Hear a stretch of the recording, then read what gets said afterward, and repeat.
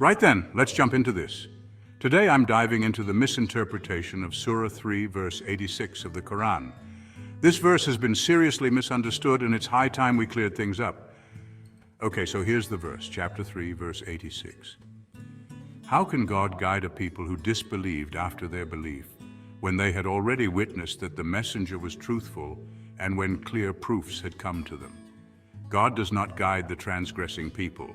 Now, some folks out there, and you might have heard this, reckon this verse justifies a Shahada for Prophet Muhammad. They're pointing to the words witness and messenger in this verse as evidence. But hang on a sec, let's break this down properly. First up, let's look at the context. This verse is actually talking about disbelievers and their rejection. It's about people who turned away after knowing the truth. The whole verse is a bit of a wake-up call about rejecting faith. So it doesn't make sense to use the actions of disbelievers to justify any religious practice, does it?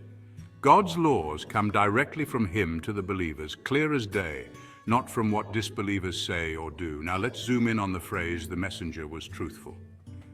This simply means that the messenger, Prophet Muhammad, was genuine and came with the truth. It doesn't say anything about needing a Shahada for the messenger. The verse is emphasizing that even with clear proofs and a truthful messenger, these people still rejected faith.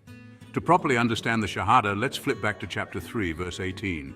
God bears witness that there is no God except Him, and so do the angels and those who possess knowledge, upholding justice.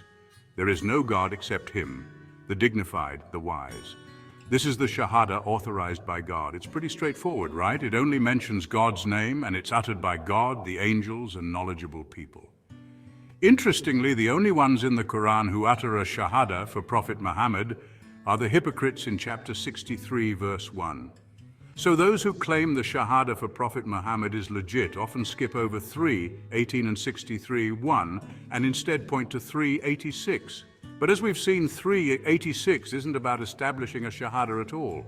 To wrap this up, it's crucial to understand the context and the specific wording of the Quran. Misinterpreting verses can lead to significant misunderstandings about religious practices. Always look at the bigger picture and remember, God's instructions are clear and direct. Associating partners with God, known as shirk, is a grave sin. The Quran states in chapter 4, verse 48, "Indeed, Allah does not forgive association with Him, but He forgives what is less than that for whom He wills." Additionally, it's important not to make distinctions between God's messengers.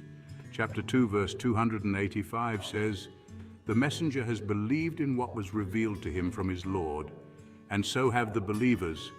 All of them have believed in Allah and His angels and His books and His messengers, saying, we make no distinction between any of His messengers."